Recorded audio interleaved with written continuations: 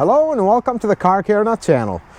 Today we're going to wrap this mini section of this series on brakes, how to prep your pads. We've already talked about disassembly, we talked about pad preparation. Today we're going to talk about reassembly and a little bit about rear brakes. In future videos of this series we're going to be talking about hybrid brakes, we're going to be talking about the new brakes that have rear electronic parking and more. So if you're a returning subscriber, thank you for watching my videos. If you're new to the channel, consider watching the other two parts of this series. Also consider watching some of my other videos. If you like the channel, consider subscribing, support it. And without further ado, let's get right into it.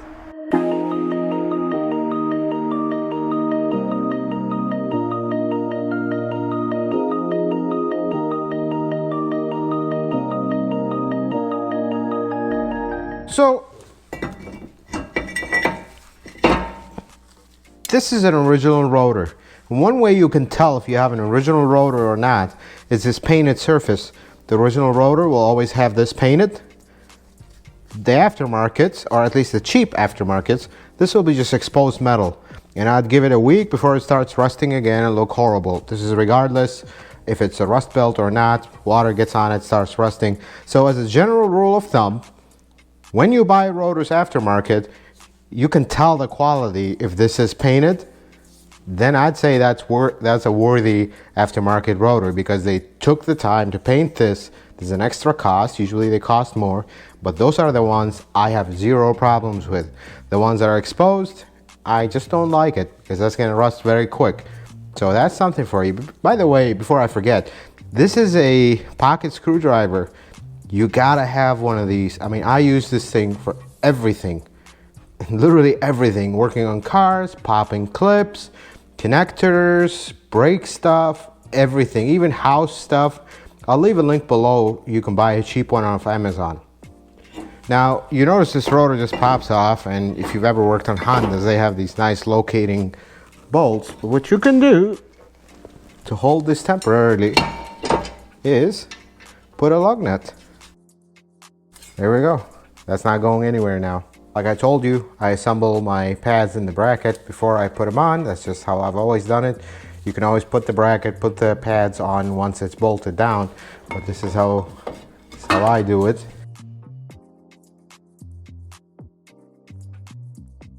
Now the part that most people skip. Putting these little guys on. But before we do that, you're going to use the same grease that we used to lubricate the fitting kit. We're going to put dab here, and the reason I'm putting this is I want the contact points right here to get lubricated. Again, that harmonic shake that we talk about that makes noise, this is what it is. And I usually put one around the piston. Now, because I work on these things every day, I know where to put the grease where corresponding to this. Say if you're working on a Highlander, it'll have 3 of those, so you gotta put 3 dabs. This comes with experience working on these things, but in DIY case, you can always just put it here. Just put a little bit, also put a little bit on here, just to lubricate the seal, and this is also a contact point. Wherever point that contacts the pads needs to have a little bit of grease to absorb any noise. So I usually just do this, put a little bit here, mimicking the caliper. Now, this is the part that is a little fun. So as soon as you put these on, they're gonna push the pads out. So here's how you do this. Put your hand, and I'm trying to get this where I can show you. It's gonna be hard, I know it, but first one you put on is not so bad. It's when you put the second one is when things come flying off. So you always want to hold your pads together. Right there. As you hold the pad, get your caliper in one side, just like so. That's it. Tighten your tube 14s and we're done with this side. Don't forget the other side though.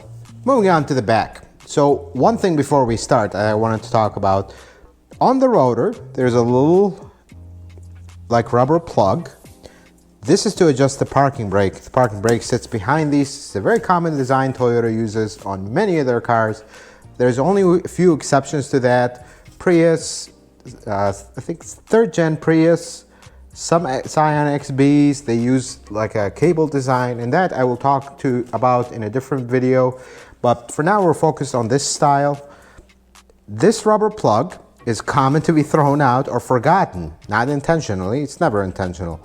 But make sure when you're replacing rotors that you swap this guy out, because otherwise you're gonna have an open hole, water will get in and rot out all the parking brake, and we don't wanna do that. Again, we paid for this guy when we bought the car new, so let's keep it on the car. Otherwise, if you find a car this is missing, this is like $2-3 from the dealership, nothing, just a rear rotor plug, or just explain it to them, they'll know exactly what it is.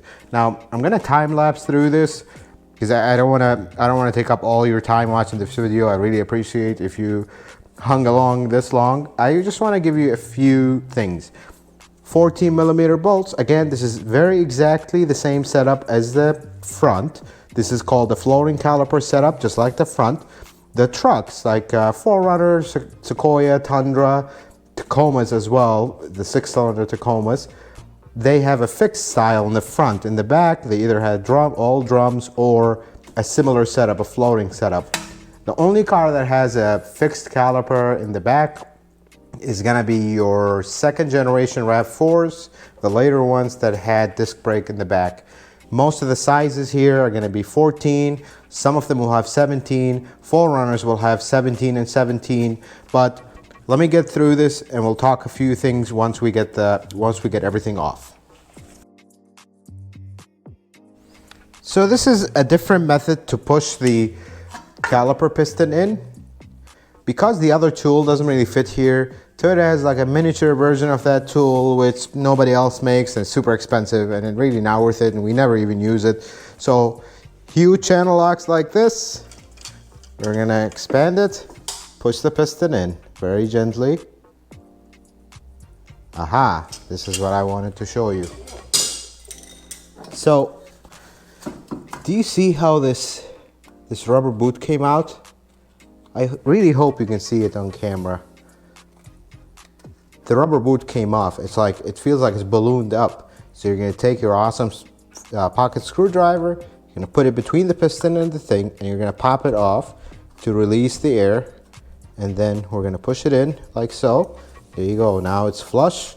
Life is good. You leave it like that, you run the risk again of pinching it between the piston and the pad, and now we have problems. We're gonna get the rotor off the exact same way. One thing I will say, and you might read this somewhere else and say, wait, car care nut, we didn't say this. See, this one comes right out because it's not even. The caliper bolt is actually the right size for this, but I will leave this one up to you. You can use this guy, but sometimes these rotors are so seized on, you put this on, it actually strips the thread here, and now the thread ends up here. Now you're stuck, now you don't have brakes until you go get another bolt like this. While if you use a bolt, say for a heat shield on an exhaust manifold, yeah, I think the car will live a day or two without this bolt, but if you leave this off, we're gonna have problems. That's why I generally don't like to use these.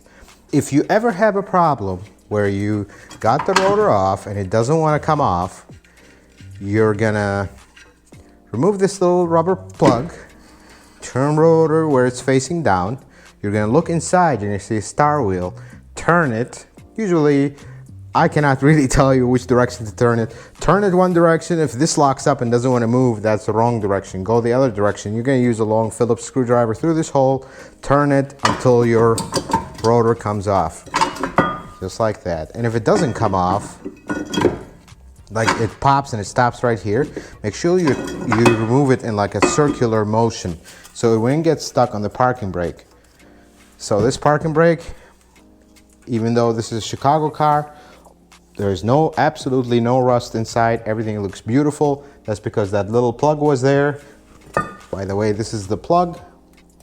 that we talked about. Leave this plug off and this will all be just a rotten mess. Same thing on the cleaning from the front. I'm not going to take too much time on this one because it's exactly the same as the front.